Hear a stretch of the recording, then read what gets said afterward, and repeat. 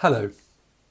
The majority of court orders regarding children are broken, but still a record number of parents are going to court and without a lawyer. Why is this? I'm John Hind, a mediator and director of Compass Resolution. In this short video, I want to answer three fundamental questions. Firstly, what drives parents to court with or without a lawyer? Secondly, why is this so damaging? And thirdly, what are the answers? Well, let's start with the first one. What drives so many people to court? In nearly all these cases, trust and constructive communication has broken down, leaving one or both parents feeling quite powerless. Many parents believe that they need to obtain a binding court order to regain some of that power and hold the other parent to account for their behaviour. However, the irony is that by going to court, they're in fact handing over the power to make their own decisions to a judge, to make the decisions for them, which is by definition disempowering. This approach also often locks parents into a cycle of court applications every time things change, condemning themselves and their children to months and years of court proceedings and unresolved conflict. It's no wonder that around 70% of court orders are broken and the vast majority of these are never enforced. Some parents are continually driven by feelings of anger, the need to punish or the need to win a personal battle going on between themselves. These parents often lose a sense of perspective and sight of what it is they're trying to resolve and who for. Many others have simply reached the end of their tether and, unaware of a suitable and affordable alternative, resort to court proceedings. Now, do any of these reasons really justify the impact of continuous court proceedings and unresolved conflict on the children? Let's look at my second question. Why is it that continual court proceedings are so damaging?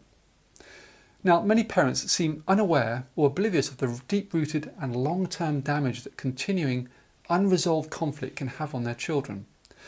Unfortunately, court proceedings are, by definition, polarising and divisive, pitting one parent against the other, one lawyer against the other, and one argument against the other in an attempt to win. Now, relying on their children's best interests as a motive and reason for court proceedings is rarely useful or persuasive. In the haze of the court battle, many parents lose sight of what their children want and need, and worse still, the children sometimes become pawns in a perpetuating parental power struggle. Does this exchange sound familiar?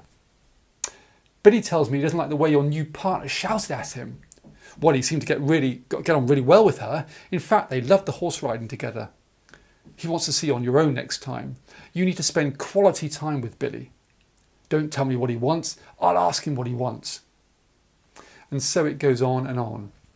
Now, what do you think Billy wants? What do you think Billy's thinking and feeling about all this? And what do you think he really needs? Is it any wonder that the parents feel so frustrated and children feel completely stuck in the middle? One result of all this is that well over half of parents lose complete contact with their children, denying them the right and opportunity of a relationship with that parent. Another result is that children end up traumatised and unable in the long term to sustain healthy, positive relationships when they become adults. So, what are the answers? Parents don't have to go too far to find some great information to inform and motivate them to find better ways of resolving their differences. Most parents in conflict want and need some level of personal support to diffuse and manage this. They need someone professional and independent to help them focus on reaching joint decisions and work together to support their children as they grow up and develop. They need a process which emphasises mutual understanding, encourages the acknowledgement of feelings and the acceptance of differences. Children need their parents to try and keep trying to find ways of working together as parents to support them. Children need to feel that they have each parent's permission, and if it's not too much to ask, their active encouragement to have a great relationship with each of them. So, if parents are to avoid court, what is the answer?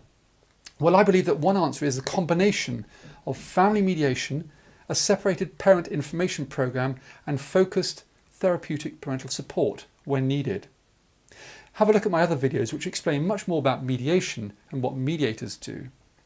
We believe that an integrated family mediation approach like this is the answer in over 80% of parental conflict, providing parents with the right support at the right time. This would significantly reduce the numbers going through court and the damage this is causing to the children. So if you're one of these parents, not knowing where to turn, take the bull by the horns and find out how mediation works by attending a mediation, information and assessment meeting with a mediator. The added bonus is that these are free if you qualify for legal aid, and many do, so check it out. Thank you very much for watching.